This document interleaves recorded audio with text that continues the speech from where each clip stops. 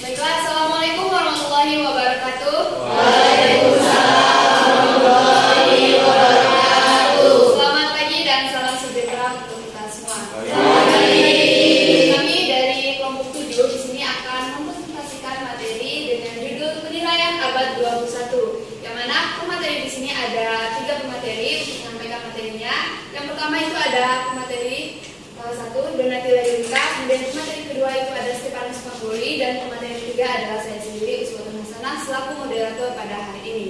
Baiklah, untuk mempersingkat waktu langsung saja kita kepada pemateri pertama. Waktu dan tempat saya silakan. Terima kasih kepada moderator yang telah memberi kesempatan kepada saya. Di sini saya sebagai pemateri pertama akan menjelaskan tentang pengertian penilaian. Menurut Habib, pada tahun 2011, penilaian adalah suatu kegiatan pengukuran, kuantifikasi, dan penetapan mutu pengetahuan siswa secara menyeluruh. Penilaian harus terintegrasi dalam proses pembelajaran dan menggunakan beragam bentuk. Salah satu prinsip penilaian adalah bersifat menyeluruh dan berkesinambungan. Dengan demikian, guru harus menggunakan berbagai teknik penilaian yang sesuai dan mencakup semua aspek kompetensi untuk memantau adanya perkembangan kemampuan peserta didik. Aspek kompetensi yang dimaksud adalah aspek kognitif atau pengetahuan, aspek psikomotor atau keterampilan, dan aspek afektif atau sikap. Selanjutnya, adapun pengertian keterampilan abad 21, yaitu keterampilan abad 21 adalah kemampuan yang dibutuhkan oleh siswa agar dapat berkolaborasi dan berkompetensi di pesatnya perkembangan teknologi dan ekonomi global. Kemudian, adapun pengertian penilaian ada 4. Yang pertama, komunikasi. Yang kedua, kolaborasi. Yang ketiga, berpikir kritis dan menyelesaikan masalah. Dan yang terakhir, kreativitas dan inovasi. Selanjutnya, adapun indikator 4C. Indikator berkomunikasi pada aspek indikator capaian berpikir. Yang pertama, siswa mampu mengetahui apa yang ingin disampaikan. Yang kedua, siswa mengetahui cara menyampaikan pesan. Kemudian melakukan. Di sini siswa mampu mengutarakan pesan dengan jelas, tidak membingungkan dan mudah dipahami. Kemudian, siswa mampu menyampaikan pesan dengan memperhatikan sopan santun, estetika, dan tidak menyinggung perasaan. Kemudian yang terakhir, siswa mampu menyampaikan pesan dengan suara yang pas, tidak terlalu keras dan tidak terlalu lirik. Baik, mungkin itu saja yang bisa saya sampaikan. Kurang lebihnya saya mohon maaf. Terima kasih, saya kembalikan kepada moderator. Baiklah, langsung saja kita ke materi kedua. Dan tempat saya silakan. Baik, terima kasih kepada moderator yang telah menunjuk saya sebagai menteri kedua. Di sini saya akan menunjukkan indikator interaksi atau disebut dengan indikator kolaborasi. Nah, yang pertama itu aspek indikator pencapaian. Terus yang kedua berpikir. Siswa mampu menunjukkan tujuan kolaborasi. Siswa mampu menunjukkan peran dalam melakukan kolaborasi. Nah, yang ketiga melakukan itu terbagi menjadi 3, yaitu siswa mampu menyesuaikan dengan anggota. Yang kedua, siswa mampu berbaur dengan anggota dengan melaksanakan tugas penuh dengan tanggung jawab. Yang ketiga, siswa mampu menaati aturan yang telah disepakati dalam kelompok. Nah, selanjutnya indikator berpikir kritis. Yang pertama aspek, yaitu indikator capaian. Nah, yang kedua berpikir, itu terbagi menjadi 3. Siswa mampu menyajikan argumentasi. Yang kedua, siswa mampu menganalisis argumen. Yang ketiga, siswa mampu menarik kesimpulan. Nah, yang ketiga melakukan. Itu terbagi menjadi 3. Yang pertama, siswa mampu menjelaskan informasi berdasarkan data, fakta, dan bukti yang logis. Yang kedua, siswa mampu menganalisis data untuk memperkuat sebuah argumen dengan berdasarkan bukti dan alasan yang logis. Nah, yang ketiga, siswa mampu menarik kesimpulan yang berdasarkan data-data yang ada. Jelaskan. Nah, indikator capaian. Yang kedua itu berpikir. Itu itu terbagi menjadi dua, yaitu siswa mampu berpikir definisi masalah, siswa mampu mencari penyelesaian yang paling tepat. Nah, yang ketiga melakukan, yaitu terbagi menjadi 4. Yang pertama itu siswa mampu mengidentifikasikan masalah, penyebab, dan akibat masalah. Nah, yang kedua, siswa mampu menunjukkan berbagai alternatif penyelesaian masalah. Yang ketiga, siswa mampu mengambil keputusan secara penyelesaian masalah yang paling tepat. Nah, yang terakhir itu siswa mampu mendeskripsikan hasil penyelesaian yang telah dilakukan.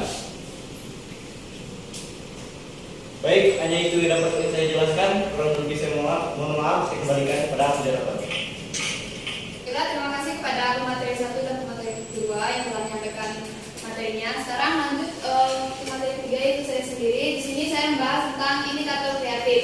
Nah, adapun aspeknya itu adalah indikator pencapaian. Nah, berpikir, siswa di sini mampu mengkreasi ide atau gagasan. Kedua, siswa mampu menghasilkan hal baru atau memodifikasikan hal yang sudah ada. Nah, ketiga, siswa mampu mengkolaborasi, menemukan, menganalisis, dan mengevaluasi ide yang telah dibuat untuk diperbaiki dan meningkatkan kualitas idenya. Kemudian, di sini siswa melakukan.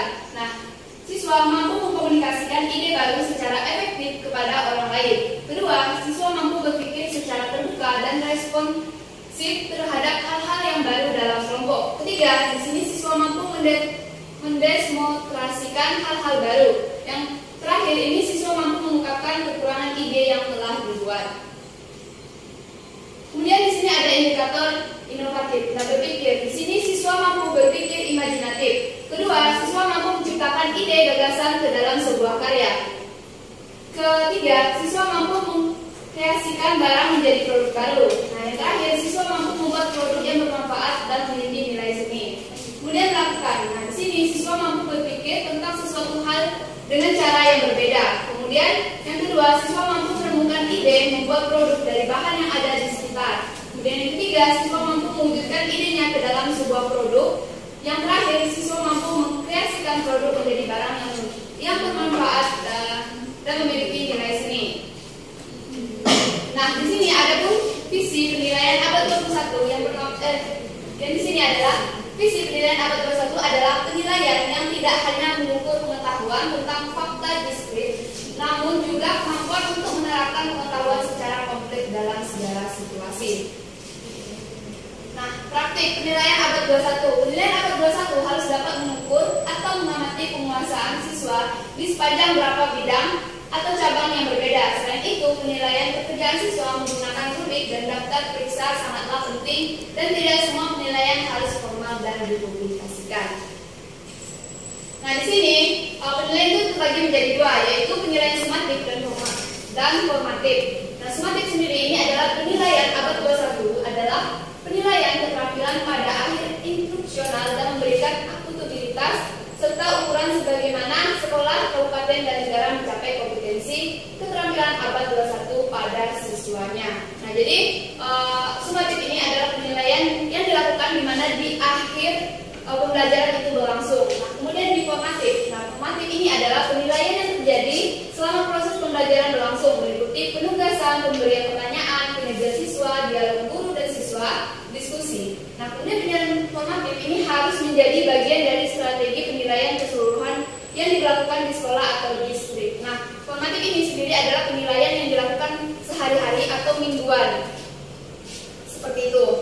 Nah, ini adalah bentuk-bentuk penilaian sumatif pembelajaran abad 21. Yang pertama ini adalah penilaian harian atau PH, kemudian penilaian tanggal semester atau PTS, kemudian penilaian akhir semester atau PAS, kemudian penilaian akhir tahun atau PAT, kemudian ujian sekolah atau US.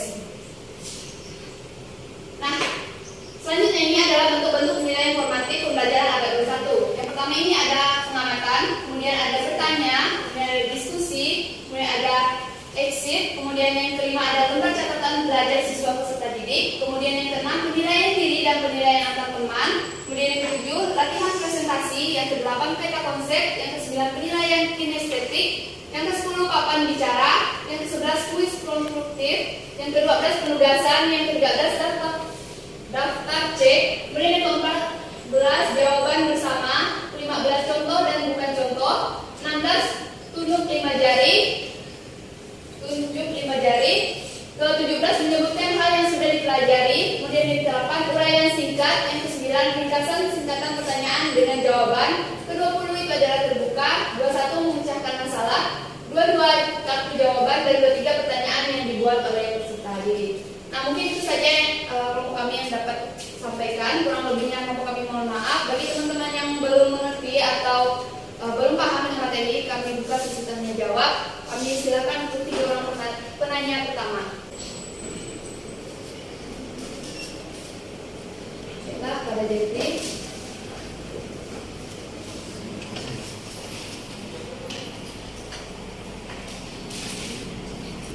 Baik, di sini saya Florence Jeffrey. Saya ingin memberikan pertanyaan.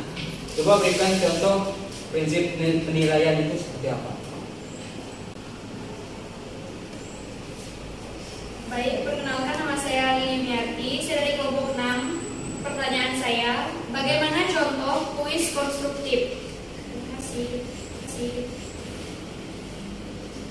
Baiklah, kelompok 8, saya akan bertanya, bisakah kelompok memberikan contoh dari penilaian kinestetik? Ini sekian, terima kasih. Baik, di sini saya akan menjawab pertanyaan dari Jeffrey. Pertanyaannya contoh prinsip penilaian. Baik, saya akan menjawab. Yang pertama itu ada terdapat 9. Yang pertama SAIS, berarti penilaian berdasarkan pada data yang mencerminkan kemampuan yang diukur. Nah, yang kedua itu objektif, berarti penilaian berdasarkan pada produk atau kriteria yang jelas dan tidak dipengaruhi subjektif penilaian. Nah, yang ketiga itu adil, berarti penilaian tidak menguntungkan atau merugikan peserta didik karena membutuhkan khusus serta perbedaan latar belakang agama, suku, budaya, adat istiadat, status sosial, ekonomi, dan gender. Nah, yang keempat itu terpadu, berarti penilaian oleh pendidik merupakan salah satu komponen yang tak terpisahkan dari kegiatan pembelajaran. Nah, yang kelima terbuka, berarti produser penilaian, kriteria penilaian, dan dasar pengambilan keputusan dapat diketahui oleh pihak yang berkepentingan. Nah, yang keenam penyeluruhan atau berkesinambungan, berarti penilaian oleh pendidik yang mencakup semua aspek kompetensi sesuai dengan memantau perkembangan kemampuan peserta didik. Nah, yang ketujuh sistematis, berarti penilaian dilakukan secara berencana atau bertahap dengan mengikuti langkah-langkah yang dilakukan. Nah, yang ke-8 beracuan atau kriteria, berarti penilaian berdasarkan pada ukuran pencapaian yang kompetensi yang ditetapkan. Nah, yang 9 itu akuntansi atau akuntabel, berarti penilaian dapat dipertanggungjawabkan baik dari pihak teknik, produsen maupun hasilnya. Apakah sudah jelas? Baik, sudah jelas. Sekian dan terima kasih. Baiklah, di sini saya akan menjawab pertanyaan dari Lili. Di sini pertanyaannya adalah contoh kuis konstruktif.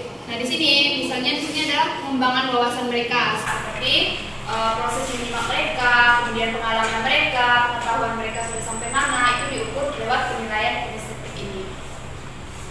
Konstruktif ini apakah bisa dipahami? Baik, sudah. Terima kasih. Baik, di sini saya akan menjawab pertanyaan dari Sipa. Pertanyaannya, contoh penilaian kinestetik. Contohnya misalnya bermain alat musik, menari, olahraga, atau bermain dribbling, bola basket, dan sebagainya. Baik, terima kasih dapat dipahami. Baik, cukup sekian presentasi yang dapat kami sampaikan. Kurang lebihnya kami mohon maaf. Kami sadari betul kami jauh dari kata sempurna. Karena sempurna itu lirik Agung Rizky Berbiak. Seperti lapangan kaki, cukup sekian dan terima kasih.